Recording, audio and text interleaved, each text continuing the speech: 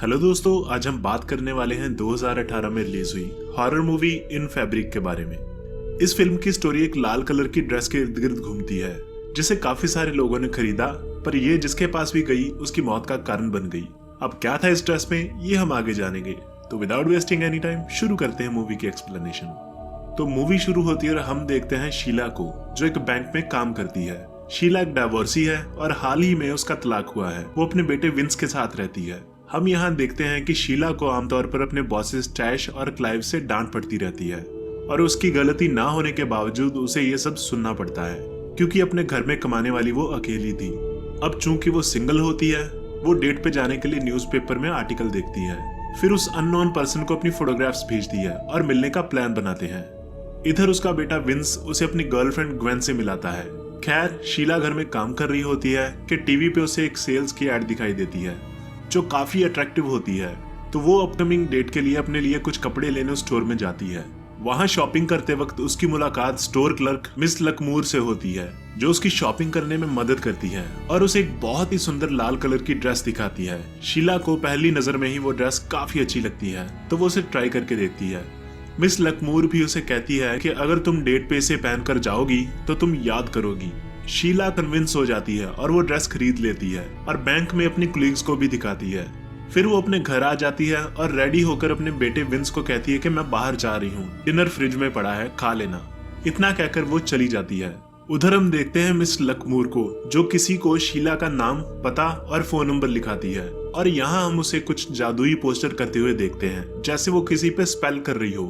खैर, शीला रेस्टोरेंट पहुंचती है और उस आदमी से मिलती है, पर वो थोड़ा अजीब ही किस्म का होता है। वो उससे बात करने की कोशिश करती है, पर उसका बिहेवियर थोड़ा रूड सा होता है, जो शीला को बिल्कुल पसंद नहीं आता और वो समझ जाती है कि इसके साथ मेरी नहीं बनेगी। तो वो उसे रिजेक्ट करके घर वापस आ जाती है। घर आने के बाद जब वो ड्रेस उतारती है तो उसे अपनी चेस्ट पे एक रैश नजर आता है, पर वो इसे इग्नोर कर देती है। आगे वो देखती है कि ग्वेन रात से उसके घर में ही थी, तो वो अपने बेटे को कहती है कि मुझे ग्वेन का यहाँ रहना बिल्कुल पसंद नहीं और ये बात जितनी जल्दी तुम समझ लोगे तुम्हारे लिए उतना ही अच्छा है। आगे शीला वो ड्रेस धुलने के लिए वॉशिंग मशीन में डालती है, पर यहाँ एक बड़ी अजीब चीज होती है। मशीन से बड़े जोर जोर की आवाजें आने लगती हैं और कुछ देर बाद मशीन ही टूट जाती है। ये देखकर वो मशीन बंद करने की कोशिश करती है, पर इस सब में उसका हाथ कट जाता है और वो इंजर्ड हो जाती है। खैर, आगे उसके बॉसेस फिर से उसे ह्यूमिलेट करने की कोशिश करते हैं और इस बार वो कहते हैं कि उन्हें उसका कस्टमर के साथ हाथ मिलाने का तरीका पसंद नहीं आया। वो उसे एक पैम्फलेट देते हैं जिसमें हाथ सही ढंग से कैसे मिलाना चाहिए दिखाया गया होता है। शीला बेचारी अंदर ही अंदर से घुटने लगती है, पर कुछ कह नहीं पाती और कहती है कि वो खुद को सुधारने की कोशिश करेगी। आगे वो ड्रेस का साइज चेंज करवाने स्टोर में वापस आती है, पर यहाँ उसे पता चलता है कि उस ड्रेस का सिर्फ एक ही वर्जन था जो उसके पास था और उसे ये भी पता चलता है कि जिस मॉडल ने उस ड्रेस के लिए मॉडलिंग की थी वो कुछ टाइम बाद मारी गई। ये सुनकर उसे बहुत अफसोस होता है। आगे वो एक दूसरे आदमी जैक के साथ डेट पे जाती है। जैक काफी खुशदिल इंसान होता है और बड़े अच्छे से उसके साथ बात करता है। शीला उससे बहुत इम्प्रेस होती है और मन ही मन उसे पसंद करने लगती है। उधर दूसरी तरफ विंस और ग्वेन घर में अकेले होते हैं और इंटीमेट होते हैं। जैसे ही ग्वेन क्लाइमैक्स पे पहुंचती है कि ड्रेस फ्लोट करती हुई वहां आ जाती है और ग्वेन को मारने की कोशिश करती है। ग्वेन को लगता है कि शायद ये उसका भ्रम है, पर वो सहम जाती है। इधर डांस करते वक्त दोनों को एक दूसरे का साथ अच्छा लगने लगता है और दोनों एक दूसरे में खो जाते हैं। फिर बातों ही बातों में शीला कहती है कि मुझे ये ड्रेस बड़ी अजीब सी लगती है, तो जैक कहता है कि मुझे ये पहन कर दिखाओ, तुम पे ये अच्छी लगेगी। शीला पहले थोड़ा हेजिटेट करती है, पर बाद में उसे पहनकर दिखाती है। उसके बाद दोनों आपस में कुछ टाइम स्पेंड करते हैं। अब अगले कुछ सीन्स में हम ड्रेस को अपने आप हवा में फ्लोट करते देखते हैं। ड्रेस अपने आप एक रूम से दूसरे रूम में ट्रैवल करने लगती है और रात को अलमीरा से अजीब अजीब आवाजें सुनाई देती हैं, जिससे सुनकर शीला डर जाती है।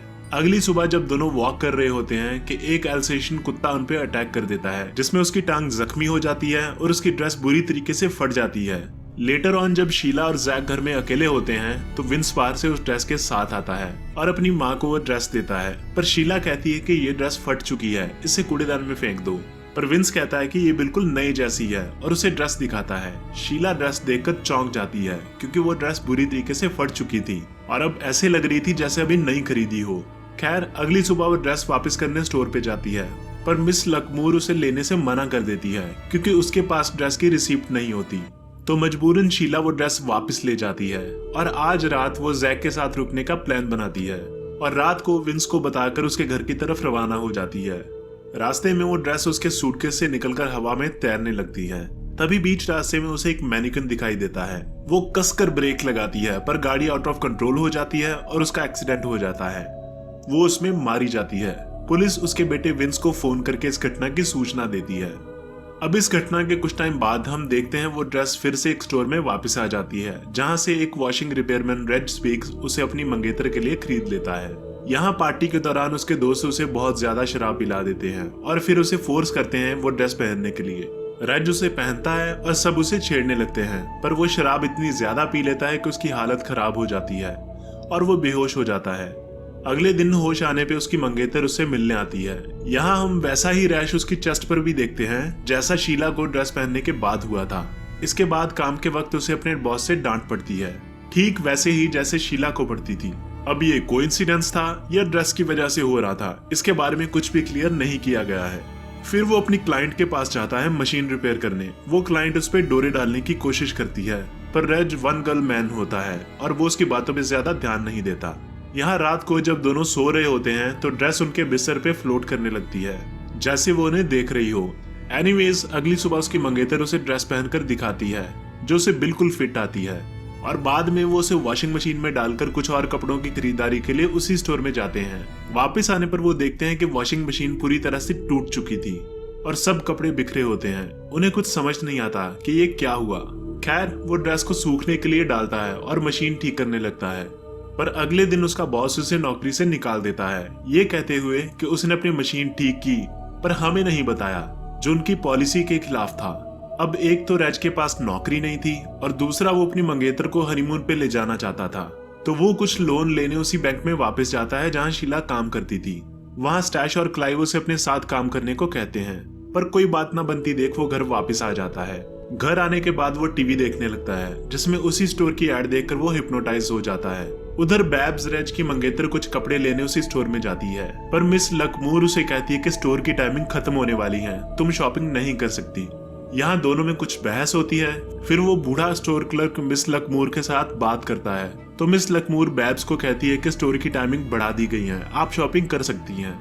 यहाँ बैब्स मिस लकमूर को अपने वियर्ड सपने के बारे में बताती है, जिसमें वो बताती है कि वो स्टोर की मॉडल है और जैसे जैसे वो बड़े साइज के कपड़े पहनती जाती है वैसे वैसे उसका अपना साइज कम होता जाता है और लास्ट में स्टोर वर्कर उसे वहीं दफना देते हैं। मिस लकमूर उसकी बात हंसी में टाल देती है, पर डीप डाउन उसे पता होता है कि वो किस बारे में बात कर रही थी। आगे शॉपिंग करते वक्त जब बैब्स दूसरी ड्रेस पहनकर देखती है तो उसकी अपनी ड्रेस खुद खिसक कर बाहर चली जाती है और एक कस्टमर उसे लावारिस देखकर हैंगर पे टांग देती है, पर कुछ देर बाद वो एक हीटर पे गिर जाती है। इधर काउंटर में बिलिंग के दौरान दो औरतें आपस में भिड़ जाती हैं और मारपीट करने लगती हैं। थोड़ी ही देर में वो झगड़ा इतना बढ़ जाता है कि स्टोर में लूट शुरू हो जाती है और जिसके हाथ जो लगता है वो लूट कर ले जाता है। कुछ देर बाद उस ड्रेस में आग लग जाती है जिससे सारा स्टोर जलने लगता है। बैब्स चेंजिंग रूम में फंस जाती है और उसके डोर का हैंडल टूट जाता है जिससे वो वहीं जलकर मर जाती है। उधर घर में Reg carbon monoxide gas leak होने से मर जाता है। दरअसल जब बैब्स बॉयलर की सेटिंग चेंज कर रही थी तो ड्रेस उस बॉयलर की सेटिंग्स मैनिपुलेट कर देती है, जिससे उसमें से कार्बन मोनोक्साइड गैस लीक होने लगती है और रेज मारा जाता है। इधर आग की वजह से पूरा स्टोर धू धू कर जलने लगता है। मिस लकमूर एक मैनिक्विन के साथ एलिवेटर से स्टोर के नीचे चली जाती है। अब जैसे जैसे वो नीचे जाती है उसे वो सब लोग दिखाई देते हैं जिनके पास पहले वो ड्रेस थी। जैसे सबसे पहले उसे वो मॉडल दिखाई देती है जिसने उस ड्रेस के लिए मॉडलिंग की थी। फिर वो शीला को देखती है, फिर रेज को और फिर बैब्स को। ये सब लोग अपने खून से बने धागों से उस ड्रेस को सिल रहे होते हैं। मिस लकमूर सबको देखकर बहुत खुश होती है। वो आगे खाली पड़ी मशीनों को भी देखती है जिन्हें उसके मालिक का इंतजार होता है। मतलब अभी और भी लोग थे जो उस ड्रेस की चपेट में आने वाले थे। लास्ट में जब पूरा स्टोर जलकर खाक हो जाता है तो एक फायरमैन को वो ड्रेस मिलती है। वो बिल्कुल नई होती है और ऐसा लगता है जैसे वो अभी अभी बनकर आई हो, और मूवी यहीं खत्म हो जाती है। तो ये कहानी थी एक खूनी ड्रेस के बारे में जिसे पहनने वालों की किसी न किसी कारण मौत हो जाती है और वो मरने के बाद अपने खून से बने धागों से एक नई ड्रेस बनाते थे ताकि कोई और उसे पहने, और ये सिलसिला ऐसे ही चलता रहे।